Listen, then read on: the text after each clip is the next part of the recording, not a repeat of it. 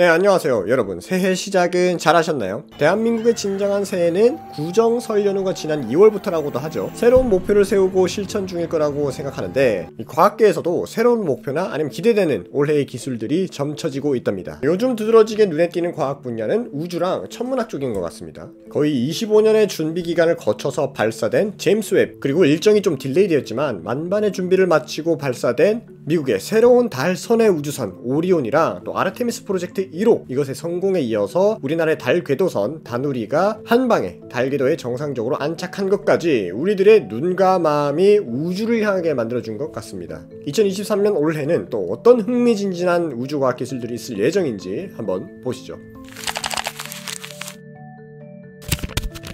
크게 관심을 가지지 않는 분들이 있을 거라 생각하지만, 스페이스X는 작년 한 해 동안 60번의 로켓을 발사했습니다. 거의 일주일에 한두 개 정도를 발사한 거예요. 스페이스X가 나오기 전에는 미국이나 러시아, 유럽 정도가 한 달에 한 번 정도씩 쏘던 것을 생각하면 기겁할 정도의 숫자죠. 그런데 일론 머스크는 원래 발사 숫자를 더 늘려서 1년간 100회 이상을 쏘겠다고 말했습니다. 아마 스타링크 프로젝트를 완성하려고 하는 것 같네요. 물론 재사용 로켓으로 저렴하게 다른 나라와 다른 기관들의 위성을 대신 발사해주면서 매출도 빠르게 늘어나고 있습니다. 그래서 더 발사할 맛이 나겠죠. 그리고 최근에 테슬라랑 트위터 때문에 마치 일론 머스크 자산이 떡락하고 또 휘청이는 것 같아 보이지만, 실상을 보면 스페이스X의 본인 주식 보유량만으로도 이미 세계 24위 부자더라고요. 이런 일론 머스크와 스페이스X는 올해 미국 캘리포니아에서 스타쉽 지구궤도 발사가 예정되어 있습니다. 화성 이주를 위한 대규모 우주선 스타쉽이 드디어 발사될 예정이라고 하네요.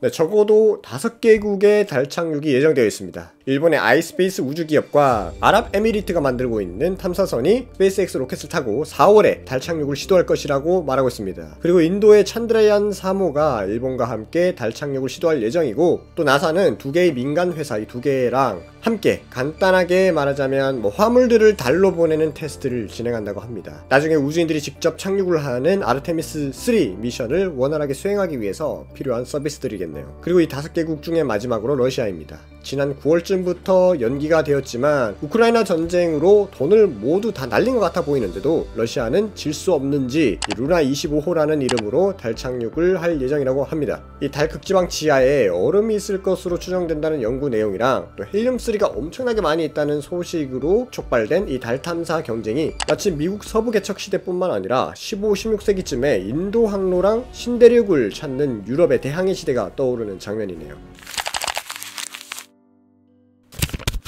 제임스 웹 우주망원경이 발사되고 나서 우주과학 연구는 급속도로 진행되는 느낌입니다. 기존에 보진 못했던 아주 먼 거리의 별과 은하들의 소식들이 끊임없이 들려오고 있거든요. 마치 10배를 확대할 수 있는 광학 현미경으로 보이지 않는 미생물을 보다가 1000배 확대 가능한 광학 현미경으로 보면 또 새로운 미생물들이 발견되는 것이랑 비슷하다고 말할까요? 이런 와중에 유럽 우주국은 우주에 넓게 펴져 있고 또 우주 에너지의 약 27%를 차지한다고 추정되는 암흑물질을 찾는 유클리드 우주망원경을 스페이스X와 함께 발사할 예정이라고 합니다. 원래는 작년에 유클리드 우주망원경을 러시아 소유주 로켓을 쓰려고 했는데, 러시아가 이번에 전쟁을 일으켜가지고 계약을 취소하고 스페이스X로 바꿨다고 합니다. 그동안 암흑물질을 찾기 위해서 각국에서 지하 1km 깊이의 연구실을 만들기도 하고 또 입자 가속기를 돌리면서 연구를 하고 있었습니다. 현재까지 알려진 연구들을 보면 암흑물질은 단순히 원자 같은 것이 아니고 또 다른 물질이랑은 전혀 부딪히는 일도 없다고 합니다. 그러다 보니까 발견하기가 너무 힘든데 관측도 잘 안되고, 그래서 지하 깊숙한 곳으로 들어가서 다른 우주 방사선, 우주에서 날아오는 입자들의 영향을 확 줄여서 검출해내려고 하는 겁니다. 우리나라도 최근에 강원도에 지하 1km 지점까지 땅을 파가지고 예미랩이라는 이름의 암흑물질 연구소가 만들어졌습니다. 여기에 또 나사랑 MIT가 같이 연구를 진행할 예정이라고 하네요. 나중에 여기는 꼭 직접 취재를 가보도록 하겠습니다. 여기 메일을 일단 보내놨거든요. 공사가 완전히 완공되고 나면은 아마 갈 수 있을 것 같아요. 이렇게 해서 만약에 암흑물질 존재를 증명하기만 한다면 무조건 노벨상이라고 하는데, 이게 뭐길래 이렇게 모두가 찾으려고 안달이냐 하면은, 간단히 말해서 우주 곳곳에 있는 천체들과 은하들의 움직임,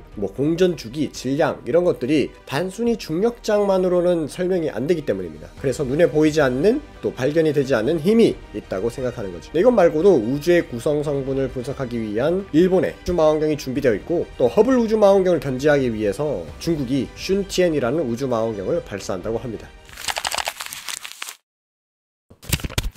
네, 유럽 우주국 E사가 주스라는 이름의 탐사선을 올해 23년 4월에 아리안 5라는 로켓을 싣고 프랑스에서 발사할 예정입니다. 이거는 목성의 위성으로 보낼 예정인데 목성에는 여러가지 위성들이 있거든요. 그 목성의 위성 중에서 칼리스토, 유로파, 가니메데에 보내려고 합니다.